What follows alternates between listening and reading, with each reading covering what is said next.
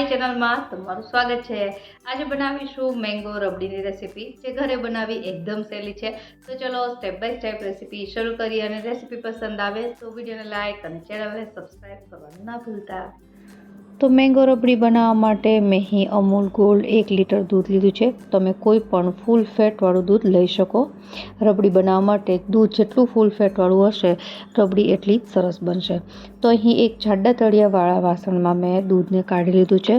હવે સૌપ્રથમ રબડી બનાવવા માટે જે દૂધ છે એને રિડ્યુસ કરવાનું છે, એટલે કે સારી રીતે ઉકાળવાનું છે, જેનાથી એમાં જે પાણીનો ભાગ છે એ નીકળી જાય અને દૂધ છે એ એકદમ થીક બની જાય। તો અહીં મીડિયમ ટુ હાઈ ગેસની ફ્લેમ પર આપણે દૂધને સતત ચલાવવાનું છે।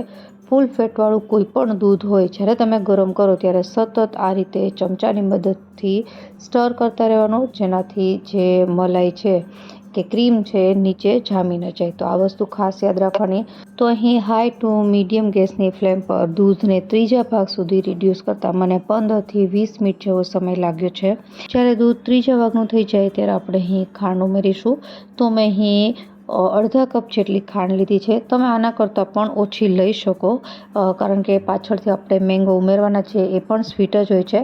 તો આ જે ખાંડ છે એનું માપ તમે તમારી રીતે વધતા ઓછું કરી શકાય।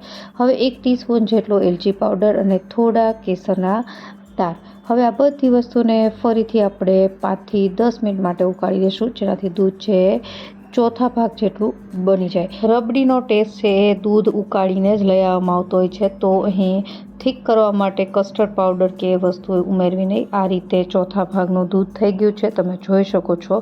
હવે ગેસ બંધ કરી દેશું અને ત્યારબાદ અહીં તમે તમારી ચોઈસના ડ્રાયફ્રૂટ ઉમેરી શકો। મેં અહીં થોડા બદામ અને પિસ્તા ઉમેર્યા છે અને એને મિક્સ કરી અને એકદમ ઠંડુ કરી લેવાનું છે।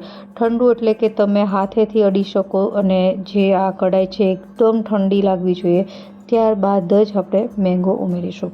તો અહીં હું એને રૂમ ટેમ્પરેચર પર આવ્યા બાદ હું ફ્રીજમાં પણ રાખી દઈશ। જ્યાં સુધી એ ઠંડુ થાય છે ત્યાં સુધીમાં કેરી છે એ મેં કેસર કેરી લીધી છે। એ કેસર કેરીની છાલ ઉતારી અને એને આ રીતે સુધારી લેવાની અને ત્યારબાદ પાણી નાખ્યા વગર જ આનો પલ્પ તૈયાર કરવાનો છે। પાણી કે દૂધ કોઈ પણ વસ્તુ ઉમેરવાની નથી, જસ્ટ આને તમે મિક્સર જારમાં પીસશો એટલે એકદમ સરસ આ રીતનો ફાઇન પલ્પ તૈયાર થઈ જશે।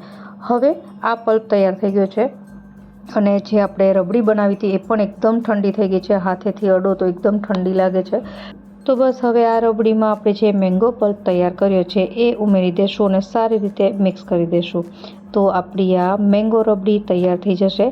ખાસ યાદ રાખવાનું છે, જ્યારે પણ તમે મેંગો રબડી બનાવો ત્યારે રબડી ગરમ ન હોવી જોઈએ। જ્યારે તમે મેંગો એમાં મિક્સ કરો ત્યારે રબડી એકદમ ઠંડી કરીને ત્યારબાદ જ ઉમેરવાની અને મેંગો રબડી સર્વ કરતાં પહેલાં એને એકદમ ઠંડી કરી લેવાની, એટલે કે રબડી અને મેંગો પલ્પ છે એ બંને મિક્સ કર્યા બાદ 1 કલાક મિનિમમ ફ્રીજમાં રાખવાનું અને ત્યારબાદ એને ઠંડી સર્વ કરવાની।